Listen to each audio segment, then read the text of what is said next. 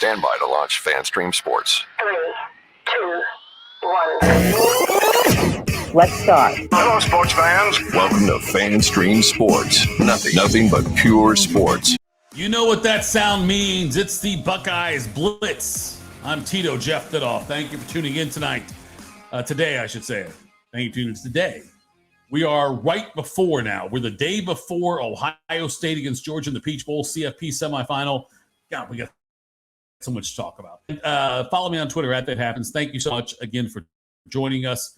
Part of FanStream Sports here, the DSP Media Broadcast Network, Podcast Network. So lots to talk about with Ohio State and where this team is.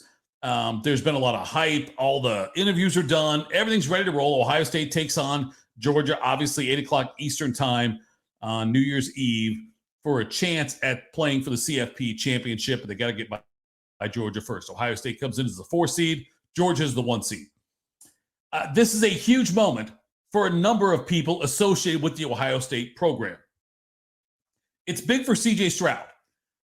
C.J. Stroud needs to get a win here in advance. Hasn't beat Michigan, the last couple of years, which has been a bad look for him. He is still one of the more talented, more decorated quarterbacks in Ohio State history. Also big for Ryan Day. Ryan Day is also lost now the last 2 years to Michigan. Not good for him, but he's 45-5.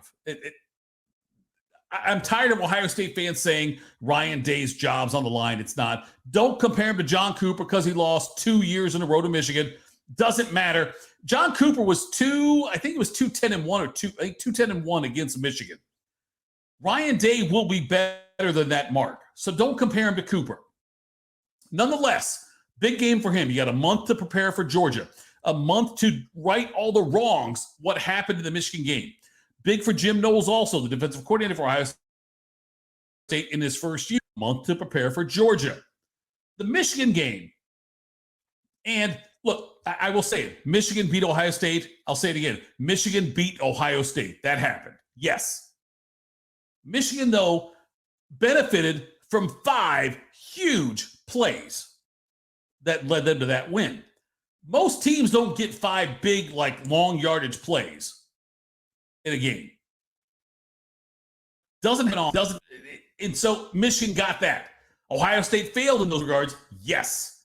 Nonetheless, getting 5 huge plays like they did in that game, especially in the fourth quarter. It's a 1-score game midway through the fourth quarter before Michigan blows up. Ohio State makes some mistakes, misses tackles. Michigan takes advantage. They go. It was a perfect scenario for Michigan with that happening. I want you to know, though, that in Vegas, where they know a lot of stuff about point spreads, where teams are at, if Ohio State plays Michigan championship game, the Buckeyes are favored by 3. The Buckeyes also favored over TCU if they play them there. Play them also in the CFP championship. Vegas has already established that. So what that tells me, and Vegas thinks Ohio State really is the second best team in the CFP, and they are. They didn't get it done against Michigan. They had too many big plays go against them. 100% yes. But Ohio State is the team that has the best chance to beat Georgia.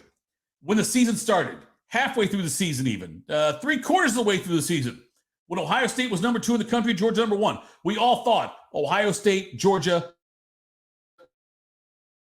national, meaning Ohio State would have to beat Georgia to win the title. Still is the case. Ohio State has to beat Georgia to win the title. It just means it's a week earlier than we thought it would be. Ohio State cannot beat Michigan on Saturday. They can't do it because they're not playing. Ohio State has to worry about Georgia, and that's all there is to it. I would love to see an Ohio State-Michigan rematch in the championship game. Ohio State a chance to get that win and right the wrongs that happened on the Saturday after Thanksgiving in Columbus. But first, Ohio State has to take care of Georgia. Now, some good news for Ohio State. Mayan Williams appears to be healthy. He did not have like an ankle or leg or foot injury. It was a stomach bug that occurred with mine, which is why he missed media day one day. Looks like he's fine now. He's back at practice. Looks good. He and Dallin Hayden will absolutely split the back of trees. Both dynamic running backs with different running styles. So that's good news. Ohio State's healthy on that front against Georgia.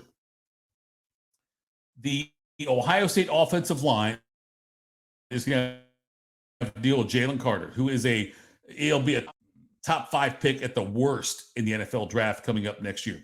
Incredible talent. Ohio State has to find a way to neutralize Georgia's defensive line. Georgia will put pressure on C.J. Stroud.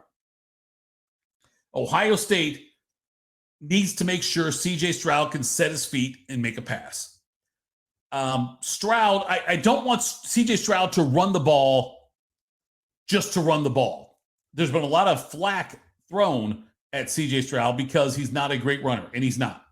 He's not comfortable running the ball. He wasn't in high school, and he's not in the college level. That's okay.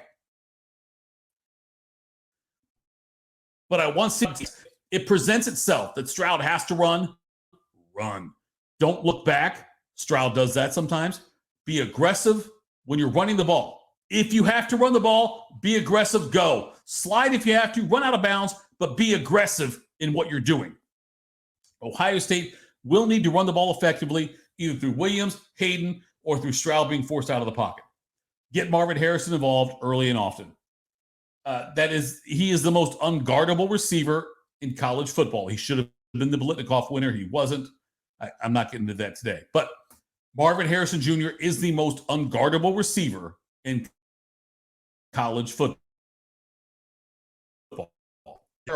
If he got clean and comfortable, then Ohio State has a wonderful chance to put points on the board. As far as the other side of the ball defensively, Ohio State, this is where, look, Jim Knowles comes in here from Oklahoma State, and he knows what the expectations are. Ohio State's playing the CFP, which is what the expectation was. They're in the Final Four. Okay? A good year for Ohio State. You know what? Look, you're in the Final Four. You have to beat Georgia still, which you would have had to do anyway, no matter where you were seeded 1, 2, 3, or 4. You were eventually going to get matched up with Georgia. So, Jim Knowles has now had more than a month to prep for this Bulldogs offense. And it's not an explosive offense. It is a ball control offense. Stetson Bennett, he doesn't get sacked ever. He stays clean and comfortable. Ohio State needs to make him uncomfortable. That's the goal in this game. Georgia's got great tight ends. They need to neutralize the tight ends. I think Sonny Styles plays a big role in this game for Ohio State, but they need to neutralize the tight ends and force Stetson Bennett to make throws when he's not comfortable. They need to force him out of the pocket. They need to pressure him. That would be an offense. Georgia is plotting's not the right word, but they are a ball control offense. Let's put it that way.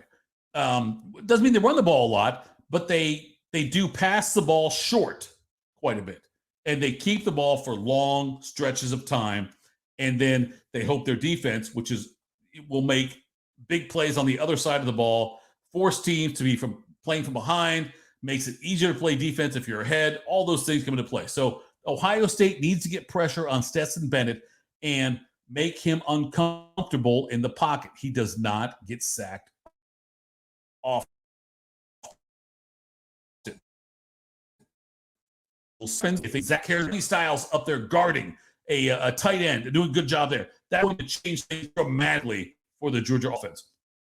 Ohio State needs to be aggressive. And this is why, look, I believe in Ryan Day. I believe in Jim Knowles. I think this is going to be a Buckeye victory. I really do. I think that they've had a month to prep for this Georgia team. I think Ohio State's going to be just fine. Before Ohio State lost to Michigan, we still thought Ohio State was Georgia big-time plays against Ohio State.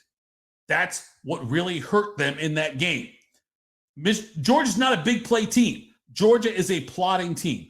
Georgia's offense is let's keep the ball, let's go on a 10-play, 80-yard, 6-minute drive, 7-minute drive, and get points on the board and force the teams to come from behind. That's what Georgia does. Ohio State needs to eliminate that. The Buckeyes need to be physical. They were not out physical. Word? Michigan. They weren't. They went toe-to-toe with Michigan. A one-score game in the fourth quarter. Ohio State should have won that game. Michigan made big plays. But it wasn't because of physicality. Ohio State missed some tackles. But Ohio State is still the team in the country that has the best chance to beat Georgia. Coaching-wise, Ryan Day admitted he coached against me, and he regrets that. He needs to come out there and look, Ohio State's got to be bullies in this game. If they get the ball first, I hope the first play of the game is a big, let's send Marvin Harrison out on a fly pattern and throw the ball to him and see what happens. The Buckeyes offense is a hell of a lot better than Georgia's defensive backs. Their defensive backs look better in Georgia because of the pressure, like guys like Jalen Carter and Georgia the pressure they can put on quarterbacks makes the DBs look better.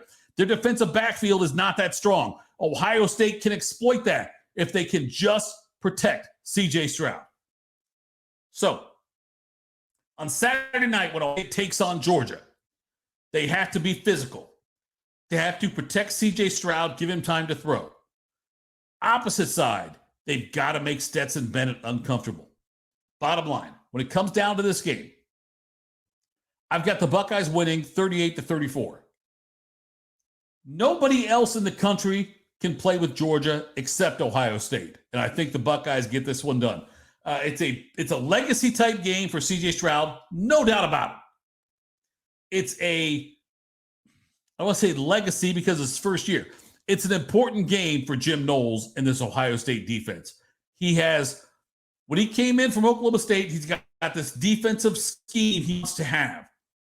But he had to Ohio State players had to adjust to it. Jim Knowles does not have his guys on this team. Okay? That's not a knock on the guys Ohio State has. They have a great defense. But what I'm saying is, though, that you recruit for Jim Knowles' scheme. And Ohio State didn't do that because they didn't know they had Jim Knowles until this past season. He's now had a season and a month to get ready for Georgia. I love where Ohio State's going. I'm excited about what they will do. I believe in Ryan Day, believe in Jim Knowles, believe in C.J. Stroud, all the flack he's caught. Look, C.J. Stroud's playing in a controlled weather environment, so I love it even more. Ohio State wins 38-34. All right, that's it for this edition of the Buckeye Blitz. I will come back to you after the game against Georgia, and we'll talk about it more then. Ohio State women get a win. Ohio State men get a win in basketball. Wonderful things. That'll be more important coming up later on in January. But right now, we've got the Peach Bowl. Ohio State, Georgia. I think the Buckeyes win. Like I said, 38-34. That's my call. Let's hope it comes through. Go.